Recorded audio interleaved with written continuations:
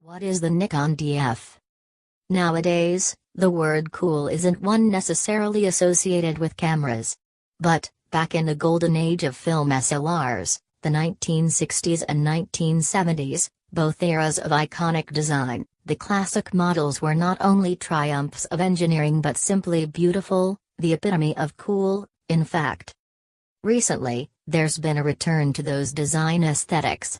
Fujifilm and Olympus brought out their own retro-inspired models such as the beautiful X100S and AMD EM5, and that tempted Nikon to have a stab at a retro-tinged DSLR. So here it is, the full-frame Nikon DF, the camera to finally satisfy those who, since the arrival of the D1 almost 15 years ago, have yearned for the digital equivalent of film SLRs such as the F3 or FM2. Or is it? Nikon DF features.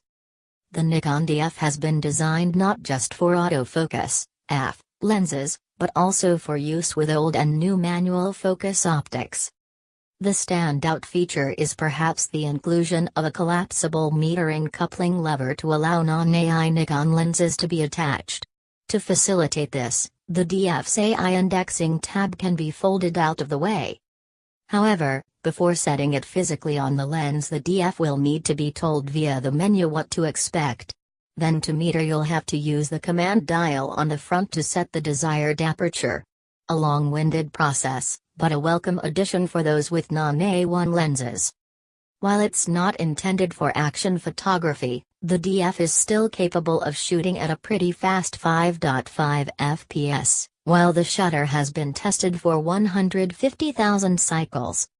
Finally, in terms of the DF's sensor, Nikon has opted for a full-frame model, but instead of using either the 24.3MP one from the D610 or the 36.3MP version from the D800/E, it is the 16.2MP unit from the flagship D4. This is perfectly understandable. While the extra resolution of the others may be desired in some situations, the flexibility and performance of the 16.2MP chip at higher ISO speeds is much more in tune with the spontaneous situations for which the DF is designed, not prolonged tripod-mounted work.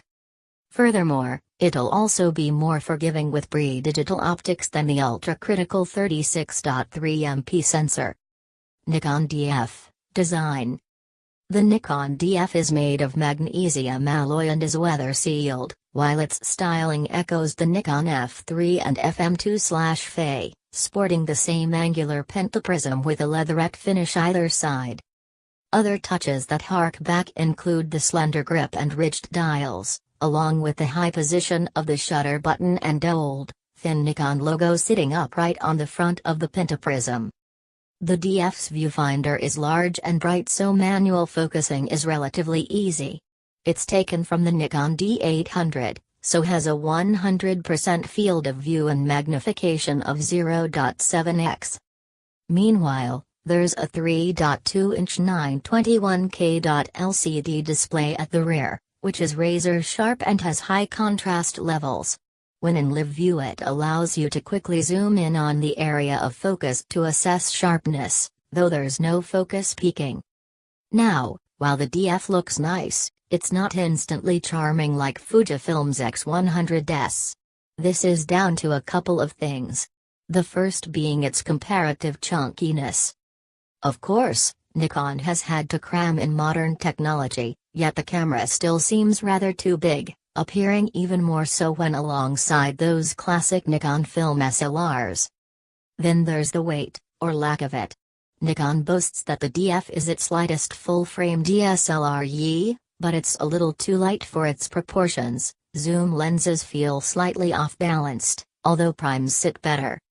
The textured hand grip is slender and squat with a more aesthetically pleasing finish than the rear thumb rest, which seems slightly more modern and gray. Of course, the features and controls required by a DSLR necessitate extra buttons and switches. However, they are laid out more or less in the standard Nikon fashion, with the manual controls for ISO, exposure compensation, exposure mode, PASM, and shutter speeds being obvious. Nikon DF performance. The 39-point F system is the same as the D600 and D610, so no nasty surprises left out. The multicam 4800 FX unit inside the DF is a solid unspeedy performer, delivering fast F acquirement in both single and continuous F, even in relatively poor light. The focus tracking is also very strong. The 39 F points can be reduced to 11, so that it's quicker to jump round the F coverage. However, as the 39 F points are grouped relatively tightly in the center of the frame, you find yourself having to focus and then recompose if your subject is off-center. The controls can be easily referenced at waist level. The same is true of adjustments, even with the slightly fiddly locking mechanisms for each dial. However, it is when the DF is to the eye that adjusting dials is a little more awkward, specifically the exposure compensation dial. It might have been better placed to the right of the viewfinder, where the small LCD currently resides, with the exposure mode dial on the left.